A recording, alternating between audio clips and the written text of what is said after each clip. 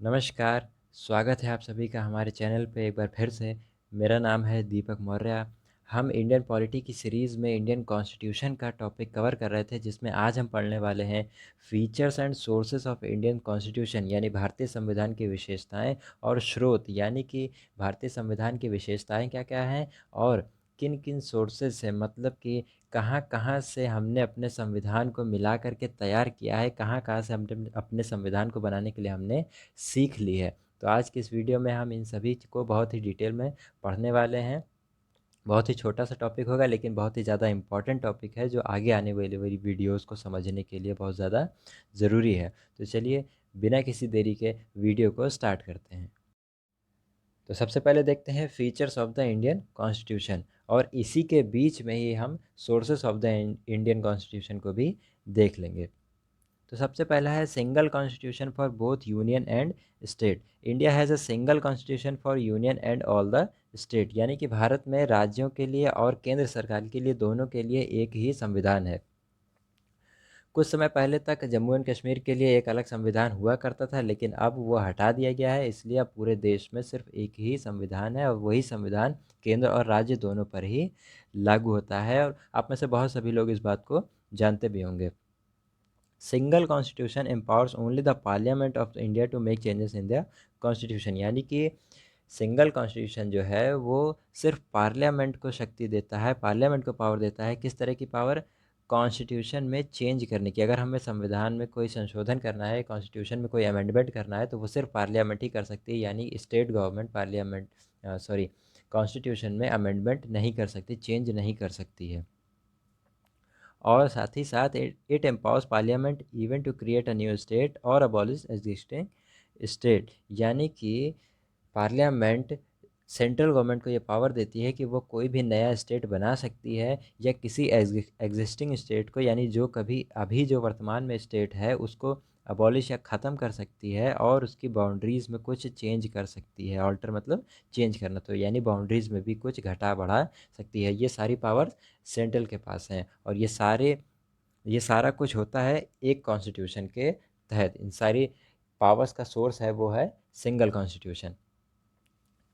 इसके बाद दूसरा इम्पॉर्टेंट फीचर है ड्रॉन फ्रॉम वेरियस सोर्सेज, यानी कि विभिन्न स्रोतों से भेद, यानी जो हमारा संविधान है वो कई सारे स्रोतों से, यानी कई सारी जगहों से मिला करके बना है।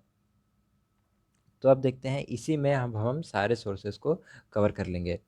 तो जब हमारे जो भी संविधान निर्माता थे, जिन्होंने जो हमारी कॉन्स्टिट्यूएंट असेंबली थी, उसके जो मेंबर्स थे, जब वो कॉन्स्टिट्यूशन बना रहे थे, तो उसके पहले उन्होंने कई सारे देशों के संविधान को खंगाला, उनको चेक किया, उनको रेक्टिफाई किया, और उनके कॉन्स्टिट्यूशन में जो भी कमियां थी उनको दूर किया, और जो कमियां नहीं थी, जो अच्छी बातें थी, उनको अडॉप्ट किया। यानी कि कई सारे संविधान को छानने के बाद, फ़िल्टर करने के बाद ही हमारा कॉन्स्टिट्यूशन तैयार हुआ है। इसलिए हमारे संविधान में, हमारे कॉन्स्टिट्यूशन में बहुत सारे सोर्सेज हैं जिनसे हमने अपने यहाँ प्रोविज़न्स लिए हैं। सबसे पहला तो हमने गवर्नमेंट ऑफ इंडिया एक्ट 1935 से ही लिया है। जब मैंने एक्ट के बारे में पढ़ाया था हिस्टोरिकल बैकग्राउंड के भी, तो मैंने बताया था कि एक्ट बहुत ही ज़्यादा इंपॉर्टेंट है, क्योंकि हमने इनसे रिलेटेड प्रोविज़न्स अपने कॉन्स्टिट्यूशन में किए हैं। तो सबसे पहला ही सोर्स है जो है वो है गवर्नमेंट ऑफ इंडिया एक्ट 1935 से। इसी से हमने अपने यहाँ फेडरल स्ट्रक्चर लिया है, सेंट्रल स्टेट रिलेशन लिया है, एडमिनिस्ट्रेटिव सेटअप, यानी कि गवर्नर जो हम अरेंज करते हैं, यानी गवर्नमेंट जो हर स्टेट में लगाए जाते हैं, वो भी हमने गवर्नमेंट ऑफ इंडिया एक्ट से ही सीखा है। और पब्लिक सर्विस कमीशन जो है, इन सब के बारे में हमने गवर्नमेंट ऑफ इंडिया एक्ट से ही सीखा, और वहीं से हमने इस चीज़ों को अडॉप्ट किया है। उसके बाद हमने यूएसए के कॉन्स्टिट्यूशन से कुछ चीज़ें ली हैं। वो क्या क्या है? फंडामेंटल राइट्स, हमारे यहाँ हर नागरिक को और कुछ विदेशियों को भी फंडामेंटल राइट्स दिए गए हैं। और जुडिशियल रिव्यू हो गया, यानी कि न्यायिक समीक्षा। जब पार्लियामेंट को ही राइट है कि वो कॉन्स्टिट्यूशन में अमेंडमेंट कर सकती है, और पार्लियामेंट लॉ भी बना सकती है। राज्यों के लिए स्टेट स्टेट असेंबलीज लॉ बनाती हैं। तो कॉन्स्टिट्यूशन ने हमारी जो कोर्ट है, यानी कि जो सुप्रीम कोर्ट है, उसको ये राइट दिया हुआ है कि अगर कोई भी पार्लियामेंट या स्टेट असेंबली लॉ बनाती है, तो उस लॉ को चेक किया जाता है, यानी कि उसकी जो संवैधानिकता है उसको चेक किया जा सकता है कि ये जो कानून बना है, जो लॉ बना है, वो कॉन्स्टिट्यूशन के अकॉर्डिंग बना है या नहीं बना है। इसी को हम कहते हैं जुडिशियल रिव्यू, यानी कि कोई ज़बरदस्ती का लॉ किसी भी नागरिक पे ना थोपा जाए, इसके लिए जुडिशियल रिव्यू की व्यवस्था की गई है। और ये हमने सीखा है कॉन्स्टिट्यूशन ऑफ यूएसए से, यानी अमेरिका के संविधान से हमने इस चीज़ को अडॉप्ट किया है। उसके बाद preamble, impeachment of president, removal of supreme court and high court के जजेस, ये सारी चीज़ें हमने कॉन्स्टिट्यूशन ऑफ यूएसए से ली है। अब प्रियम्बल पे एक पूरा अलग वीडियो होगा, उसमें हम उसके बारे में जानेंगे। और इम्पीचमेंट ऑफ प्रेसिडेंट का मतलब है कि राष्ट्रपति का महाभियोग, यानी उनको हटाने का जो तरीका होता है, वो सारा प्रोसेस हमने यूएसए के कॉन्स्टिट्यूशन से लिया हुआ है। उसके बाद आता है कॉन्स्टिट्यूशन ऑफ यूके। तो यूके कॉन्स्टिट्यूशन से हमने लिया है पार्लियामेंट्री मॉडल। पार्लियामेंट्री मॉडल हमारे यहाँ पर है, लोकसभा है और राज्यसभा है और प्रेसिडेंट है। तो ये हमने लिया है यूके से। और कैबिनेट सिस्टम भी हमने यूके से लिया है। कॉन्स्टिट्यूशन ऑफ आयरलैंड से हमने लिया है डीपीएसपी, यानी कि directive principles of state policy. अब डीपीएसपी क्या होती है, इसके बारे में भी हमें एक आगे कुछ ही समय में 2-3 वीडियो के बाद ही आपको डीपीएसपी पे पूरा एक वीडियो मिल जाएगा, जिसमें आप directive principles of state policy के बारे में जानेंगे। और इलेक्टेड प्रेसिडेंट, यानी प्रेसिडेंट जो होंगे वो इलेक्ट करके ही हमारे देश में अपॉइंट किए जाएंगे, ये भी हमने कॉन्स्टिट्यूशन ऑफ आयरलैंड से लिया है। और कॉन्स्टिट्यूशन ऑफ कनाडा पे आते हैं, तो रेसिड्यूरी पावर और एमपी और एमएलएस के जो विशेषाधिकार हैं, जो प्रिविलेज हैं, वो भी हमने कॉन्स्टिट्यूशन ऑफ कनाडा से लिए हैं। फिर कॉन्स्टिट्यूशन ऑफ रशिया, रशिया से हमने क्या क्या लिया है, फंडामेंटल ड्यूटीज़ लिया है। कॉन्स्टिट्यूशन ऑफ ऑस्ट्रेलिया से हमने लिया है कॉन्करेंट लिस्ट। कॉन्करेंट लिस्ट क्या होती है, देखिए 3 तरह की लिस्ट होती हैं। हमने बताया कि एक्ट जो है वो पार्लियामेंट में भी बनते हैं और स्टेट लेजिस्लेटिव में भी बनते हैं, स्टेट असेंबलीज में भी बनते हैं। तो राज्यों के लिए जो नियम है वो राज्य बनाते हैं और केंद्र के लिए केंद्र। तो हमारे यहाँ संविधान में 3 सूचियाँ हैं। शेड्यूल, जो मैंने बताया भी है पिछली वीडियोस में, तो शेड्यूल में 3 तरह के शेड्यूल होते हैं, सॉरी 3 तरह के हमारे यहाँ लिस्ट है। एक होती है यूनियन लिस्ट, दूसरी होती है स्टेट लिस्ट और तीसरी होती है कॉन्करेंट लिस्ट। तो यूनियन लिस्ट में वो मैटर हैं, वो सब्जेक्ट हैं जिन पर कि सेंट्रल गवर्नमेंट जो है वो लॉ बनाएगी, और स्टेट लिस्ट में वो सब्जेक्ट हैं, वो मैटर हैं जिन पे लॉ स्टेट बनाएगा। तो कॉन्करेंट लिस्ट वो लिस्ट होती है जिस पे स्टेट भी लॉ बना सकता है और सेंट्रल गवर्नमेंट भी लॉ बना सकती है। तो कॉन्करेंट लिस्ट का जो प्रोविज़न है वो हमने ऑस्ट्रेलिया के कॉन्स्टिट्यूशन से लिया है। और जॉइंट सिटिंग ऑफ पार्लियामेंट का भी कॉन्सेप्ट हमने ऑस्ट्रेलिया से कॉन्स्टिट्यूशन से लिया है। जॉइंट सिटिंग क्या होती है, कोई भी जो बिल होता है वो एक्ट तब बनता है जब वह लोकसभा में पास हो जाता है, फिर राज्यसभा में पास हो जाता है, फिर उस पर प्रेसिडेंट जो है वो साइन कर देते हैं। तो अगर कोई भी बिल जो है वो लोकसभा में पास हो जाता है और राज्यसभा में फिर नहीं पास हो पाता है, या राज्यसभा में पास हो जाता है, लोकसभा में नहीं पास हो पाता है, और उसके बीच में प्रॉपर कोऑर्डिनेशन नहीं हो पाता है, तो ऐसे केस में जॉइंट सिटिंग का अरेंजमेंट किया जाता है, यानी लोकसभा और राज्यसभा के मेंबर की एक साथ एक मीटिंग की जाती है, उसको हम जॉइंट सिटिंग बोलते हैं। आगे हम इन सभी चीज़ों को डिटेल में समझेंगे, फ़िलहाल हम इसको शॉर्ट में बताने की कोशिश कर रहे हैं। उसके बाद कॉन्स्टिट्यूशन ऑफ जर्मनी से हमने लिया है इमरजेंसी प्रोविज़न, यानी कि आपातकालीन प्रावधान। और कॉन्स्टिट्यूशन ऑफ साउथ अफ्रीका से हमने लिया है प्रोसीजर ऑफ कॉन्स्टिट्यूशनल अमेंडमेंट, यानी संविधान में जो सुधार हम करते हैं वो हमने कॉन्स्टिट्यूशन ऑफ साउथ अफ्रीका से लिया है। तो ये हमारे संविधान के सोर्सेज थे, जहाँ जहाँ से हमने मिला करके या फ़िल्टर लगा करके छान करके हमने अपने संविधान को तैयार किया है। इसीलिए हमारा संविधान जो है वो वैरायटीज़ से भरा हुआ है और उसके अंदर कमियाँ कम हैं। इसके बाद तीसरा फीचर है रिजिडिटी एंड फ्लेक्सिबिलिटी, यानी नम्यता एवं अनम्यता। The constitution of India is neither rigid nor flexible, यानी कि जो भारत का संविधान है वो ना ही बहुत ज़्यादा कठोर है और ना ही बहुत ज़्यादा फ्लेक्सिबल, यानी कि बहुत ज़्यादा ईजी है। A rigid constitution means that the special procedures are required for its amendment, whereas a flexible constitution is one in which the constitution can be amended easily। यानी कि रिजिड कॉन्स्टिट्यूशन वो होता है जिसके अंदर जो स्पेशल प्रोविजंस होते हैं, अगर हमें करने होते हैं तो उसके लिए हमें अमेंडमेंट करना होता है। या रिजिड कॉन्स्टिट्यूशन का मतलब जिसके अंदर किसी भी तरह का चेंज अगर हमें करना हो तो वो बहुत ज़्यादा टफ हो जाता है, उसका प्रोसेस जो होता है वो बहुत ज़्यादा टफ होता है, उसको हम रिजिड कॉन्स्टिट्यूशन कहते हैं। और फ्लेक्सिबल कॉन्स्टिट्यूशन वो होता है, या जिसको हम कह सकते हैं ईजी कॉन्स्टिट्यूशन, वो होता है जो जिसके अंदर चेंजेस करना बहुत ही ज़्यादा आसान होता है। तो हमारे यहाँ का जो कॉन्स्टिट्यूशन है वो बहुत ज़्यादा रिजिड नहीं है, बहुत ज़्यादा टफ नहीं है और बहुत ज़्यादा ईज़ी भी नहीं है। यानी कि अगर हमें कॉन्स्टिट्यूशन में चेंज करना है, तो कुछ प्रोसेस तो ऐसे हैं जिनको चेंज करना ईज़ी है, लेकिन कुछ चीज़ें ऐसी हैं जिनको चेंज करना ईज़ी नहीं है। तो हमारा जो कॉन्स्टिट्यूशन है, वो रिजिडिटी और फ्लेक्सिबिलिटी का मिक्सचर है। तो अगला आता है लेंदिएस्ट रिटन कॉन्स्टिट्यूशन, यानी कि सबसे लंबा लिखित संविधान। ये टेबल आपने पिछली वीडियो में भी देखी होगी। तो हमारा जो कॉन्स्टिट्यूशन है वो सबसे लंबा लिखित संविधान है। इसके अंदर कुल एट प्रेजेंट 25 पार्ट हैं, और जब कॉन्स्टिट्यूशन बना था तब 22 पार्ट थे। आर्टिकल आज 448 हैं, पहले जब बना था तब 395 थे। शेड्यूल्स आज 12 हैं, और जब कॉन्स्टिट्यूशन बना था तब 8 थी। तो ये आपने पिछली वीडियो में भी देखा होगा। तो जो हमारा कॉन्स्टिट्यूशन है वो सबसे लंबा लिखित संविधान है। इसके बाद आता है federal system with unitary wise. तो फेडरल सिस्टम क्या होता है? और देखिए, दो तरह की सरकारें होती हैं, एक होती है फेडरल गवर्नमेंट और एक होती है यूनिटरी गवर्नमेंट। फेडरल गवर्नमेंट वो होती है जिसके अंदर जो गवर्नमेंट होती है देश की, वो दो तरह की होती है, यानी कि सेंट्रल गवर्नमेंट भी होती है और स्टेट गवर्नमेंट भी होती है। तो हमारे यहाँ सेंट्रल गवर्नमेंट भी होती है और स्टेट गवर्नमेंट भी होती है। जैसे उत्तर प्रदेश में अलग सरकार होती है और केंद्र में, सेंटर में अलग सरकार होती है। मध्य प्रदेश में अलग सरकार है और सेंटर में एक अलग गवर्नमेंट है। तो इसको हम कहते हैं फेडरल सिस्टम। और यूनिटरी सिस्टम में क्या होता है, पूरे देश में सिर्फ एक ही सरकार होती है और वही पूरी कंट्री को मैनेज करती है।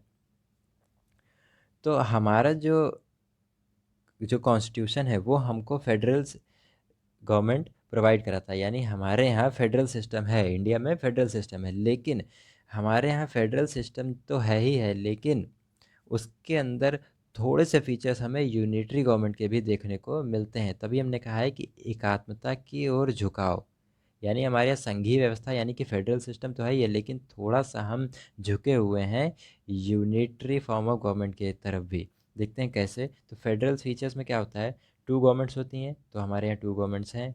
डिवीजन ऑफ पावर्स होता है, डिवीजन ऑफ पावर यानी शक्तियों का विभाजन होता है, तो है क्योंकि हमारे यहाँ कुछ शक्तियाँ केंद्र को हैं, कुछ शक्तियाँ राज्य को हैं, कुछ दोनों को हैं। उसी तरह रिटन कॉन्स्टिट्यूशन लिखित संविधान होता है। सुप्रीमेसी ऑफ द कॉन्स्टिट्यूशन, जो संविधान है वो ही सबसे ऊपर होता है, हम सब जानते हैं। हमारे यहाँ जो सबसे ऊपर है वो संविधान है। रिजिडिटी ऑफ द कॉन्स्टिट्यूशन, यानी कि कॉन्स्टिट्यूशन कैसा होता है, कठिन होता है। इंडिपेंडेंट जुडिशरी, यानी कि जो न्यायपालिका होती है वो स्वतंत्र होती है। यानी कि जो हमारे यहाँ न्यायपालिका है, जुडिशरी जो है, यानी कि जो हाई कोर्ट है, सुप्रीम कोर्ट है, या और जो भी कोर्ट होते हैं सबॉर्डिनेट्स, वो सारी कोर्ट्स कहते हैं वो इंडिपेंडेंट है। यानी कि वो गवर्नमेंट, उनका पार्लियामेंट से या कैसी गवर्नमेंट चल रही है उससे उन पर कोई भी इफ़ेक्ट नहीं पड़ता है। कोर्ट हमेशा इंडिपेंडेंट होती है, जुडिशरी जो है वो इंडिपेंडेंट होती है। उसके बाद बाईकैमरलिज्म, यानी कि द्विसदनीय व्यवस्था, यानी कि लोकसभा और राज्यसभा। हमारे यहाँ दो तरह के सदन है, दो तरह के हाउसेस हैं, लोकसभा और राज्यसभा, उसी को हम कहते हैं बाईकैमरलिज्म। तो हमारे यहाँ ये सारे ही फीचर्स पाए जाते हैं क्योंकि हमारे यहाँ फेडरल सिस्टम है। अब देखते हैं, क्योंकि फेडरल सिस्टम तो है इसलिए हमारे यहाँ राज्य सरकार और केंद्र सरकारें अलग अलग है, लेकिन कुछ हमारे यहाँ यूनिटरी फीचर्स भी हैं। तो अभी यूनिटरी फीचर्स क्या देखने को मिलते हैं, वो ये कि स्ट्रॉन्ग सेंटर। यूनिटरी फीचर्स में क्या होता है, सिर्फ एक ही सेंट्रल गवर्नमेंट होती है, लेकिन हमारे यहाँ है तो दो तरह की गवर्नमेंट, यानी स्टेट गवर्नमेंट अलग और सेंट्रल गवर्नमेंट अलग। लेकिन जो हमारे यहाँ स्टेट है वो उसके पास थोड़ी ज़्यादा पावर होती है, उसके पास एक्स्ट्रा पावर हो सकती है। इसलिए हम कहते हैं कि हमारा जो सेंटर है वो बहुत स्ट्रॉन्ग है। इसलिए इसके अंदर ये फीचर जो है वो यूनिटरी गवर्नमेंट वाला देखने को मिलता है, क्योंकि यूनिटरी गवर्नमेंट में सब कुछ सेंटर के हाथ में होता है। और अगर हम स्ट्रॉन्ग को, और हमारे यहाँ क्या है, हम स्टेट को कम पावर दे रहे हैं और सेंटर को थोड़ी ज़्यादा पावर दे रहे हैं, यानी ये जो यूनिटी फॉर्म ऑफ गवर्नमेंट होती है उसकी तरफ थोड़ा झुकाव हमें देखने को मिल रहा है। पूरी तरीके से सिर्फ एक सरकार तो नहीं है, लेकिन सेंटर में जो गवर्नमेंट है उसके पास हमने ज़्यादा पावर दी है। और सिंगल कॉन्स्टिट्यूशन, हमारे यहाँ सिंगल कॉन्स्टिट्यूशन यूज होता है, अलग अलग कॉन्स्टिट्यूशन नहीं होता है, ये भी एक यूनिटरी फीचर है। सिंगल सिटीजनशिप, तो कई सारे देशों में ऐसा होता है जहाँ पर एक नागरिकता दो तरह की दी जाती है, एक सेंट्रल लेवल पे यानी केंद्र सरकार पे कंट्री की जो नागरिकता दी जाती है वो, और दूसरी राज्य की यानी जिस स्टेट में आप रहते हैं उस स्टेट की भी नागरिकता दी जाती है। तो दो तरह की नागरिकता यानी दी जाती है। लेकिन हमारे यहाँ सिर्फ एक तरह की नागरिकता होती है, भारतीय। हमारे यहाँ राज्य की नागरिकता नहीं चलती है, सिर्फ सेंटर की नागरिकता नागरिकता चलती है। तो सिंगल सिस्टम से, तो ये भी एक यूनिटरी फीचर्स है जो कि हमारे यहाँ फेडरल गवर्नमेंट में पाया जाता है। फ्लेक्सिबिलिटी होती है हमारे कॉन्स्टिट्यूशन में। इंटीग्रेटेड जुडिशरी यानी कि जो जुडिशरी है वो इंटीग्रेटेड होती है। इंटीग्रेटेड का मतलब क्या है कि हमारे यहाँ सरकारें तो अलग हैं, राज्य की अलग और केंद्र की अलग, और देखा जाए तो लोकल स्तर पे भी नगर पंचायत इस तरह की गवर्नमेंट पाई जाती हैं। लेकिन जो हमारे यहाँ की जुडिशरी है, जो न्यायपालिका है, वो कभी भी केंद्र के लिए अलग और राज्यों के लिए अलग नहीं होती है। ऐसा नहीं है कि सुप्रीम कोर्ट सिर्फ केंद्र के लिए है और हाई कोर्ट सिर्फ राज्य के लिए। ये एक अलग है, ये एक अलग लाइन चलती है जिसे हम कहते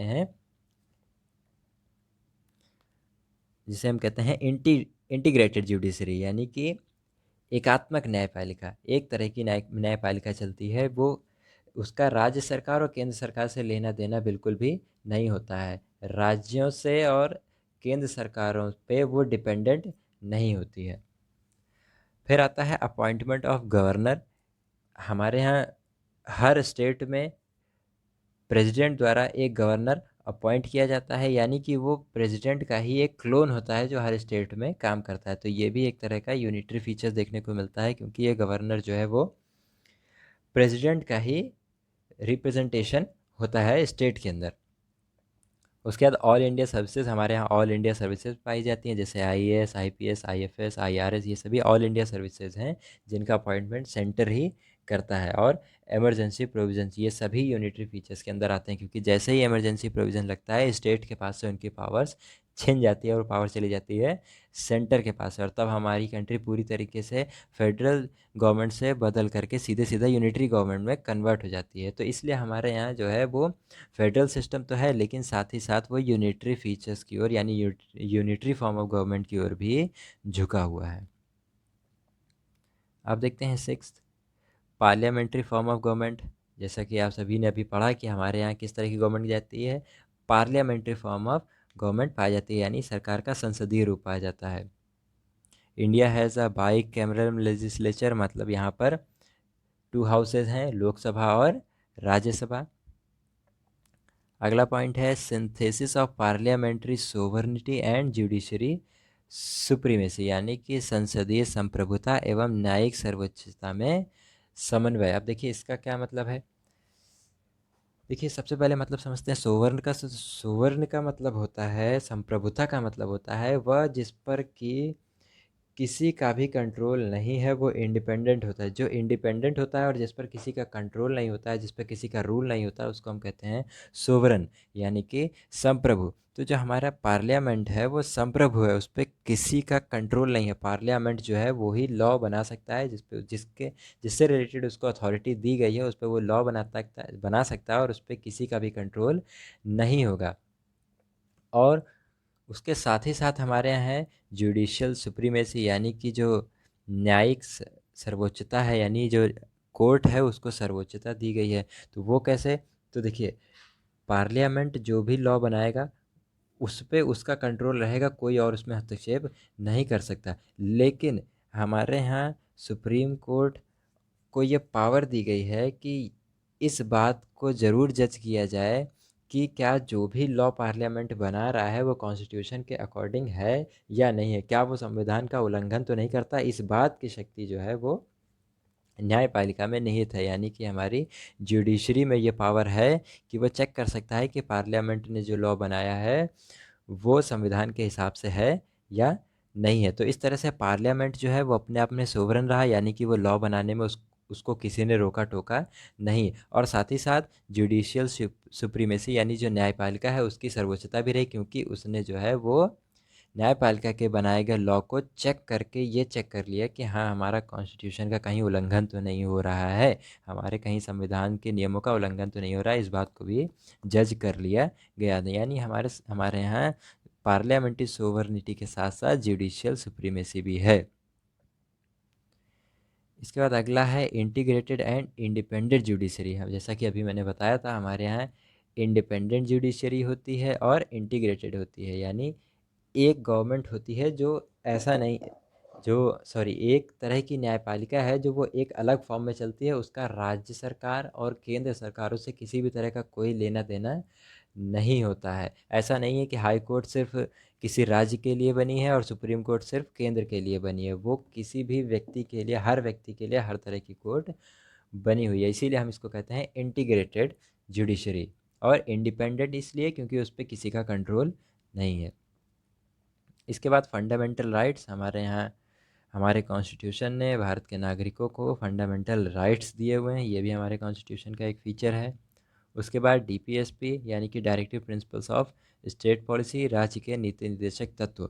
तो शॉर्ट में अभी जान लेते हैं, आगे हम डिटेल में अगले आने वाली वीडियोस में जानेंगे। फिलहाल हम शॉर्ट में ये जान लेते हैं कि DPSP directive principles of state policy का मतलब होता है कुछ ऐसी गाइडलाइंस, कुछ ऐसी नीतियाँ जो कि स्टेट को यानी कि हमारी सरकारों को दी जाती हैं, यानी कि ये ऐसी गाइडलाइंस है, directive principle of state policy कुछ ऐसी गाइडलाइंस हैं, कुछ ऐसे निर्देश हैं जो कि हमारे राज्यों को लॉ बनाते समय या एक कानून बनाते समय इन बातों का ध्यान में रखना पड़ता है। देखिए डायरेक्टिव, अगर किसी मूवी में जो डायरेक्टर होता है उसका काम क्या होता है, वो निर्देश देने का काम करता है कि इस काम को ऐसे करो, इस काम को वैसे करो। तो जो directive principle of state policy है ये भी डायरेक्ट करता है या निर्देश देता है हमारी सरकारों को, हमारी पार्लियामेंट को, हमारी स्टेट असेंबलीज़ को कि इन इन बातों को ध्यान में रख कर ही आप लॉ बनाएंगे, यानी इन बातों को आप इग्नोर नहीं करेंगे। तो वो बातें directive principle of state policy में लिखी हुई हैं। अगला है फंडामेंटल ड्यूटीज़। हमारे यहाँ फंडामेंटल राइट्स के साथ साथ फंडामेंटल ड्यूटीज़ भी हैं, यानी मौलिक कर्तव्य भी हैं। यानी कि हर व्यक्ति के कुछ अधिकार तो हैं ही, लेकिन उसके साथ ही साथ हर व्यक्ति के कर्तव्य भी हैं, उनको उन कर्तव्यों का पालन भी करना चाहिए, और ये कर्तव्य हमारे कॉन्स्टिट्यूशन में लिखे हुए हैं। फिर सिंगल सिटीजनशिप। हमारे यहाँ सिंगल सिटीजनशिप का कॉन्सेप्ट है, अभी थोड़ी देर पहले भी हमने इस बात को डिस्कस किया था। उसके बाद इंडिपेंडेंट बॉडीज़, यानी कि हमारे यहाँ सरकारें भी हैं, राज्य सरकार अलग है, केंद्र सरकार अलग है। उसके अलावा हमारे यहाँ कुछ इंडिपेंडेंट बॉडीज़ भी हैं, जैसे इलेक्शन कमीशन। इलेक्शन कमीशन पे किसी भी गवर्नमेंट का किसी भी तरीके से कोई कंट्रोल नहीं होता है। उसी तरह controller and auditor general of India, UPSC, SPSC, NITI Aayog, ऐसे बहुत सारे हमारे यहाँ बॉडीज़ हैं जिन पर किसी भी गवर्नमेंट का कंट्रोल नहीं होता है, ये अपने आप में इंडिपेंडेंट होते हैं। तो ये भी हमारे कॉन्स्टिट्यूशन का एक बहुत ही अच्छा फीचर है। उसके बाद इमरजेंसी प्रोविज़न्स। हमारे यहाँ कुछ इमरजेंसी प्रोविज़न्स भी है। कुछ अगर देश को लगता है, सेंट्रल गवर्नमेंट को लगता है कि सिचुएशन ऐसी हो चुकी है जो इमरजेंसी घोषणा कर देनी चाहिए, तो सरकार इमरजेंसी की घोषणा कर देती है, और ऐसे समय में फिर स्टेट की सारी पावर छीन करके सेंट्रल के पास आ जाती है। तो हमारे यहाँ इमरजेंसी प्रोविज़न्स भी हैं।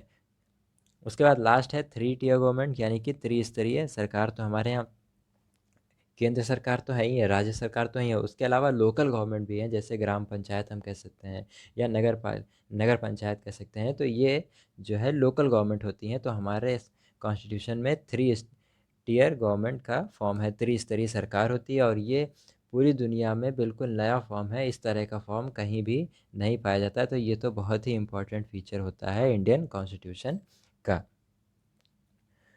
तो आज की इस वीडियो में हमने इंडियन कॉन्स्टिट्यूशन के फीचर्स और सोर्सेज के बारे में जाना।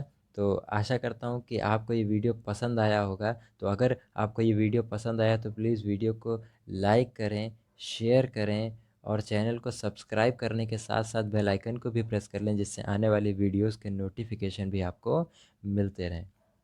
तो आज की इस वीडियो में अपना समय देने के लिए बहुत बहुत धन्यवाद।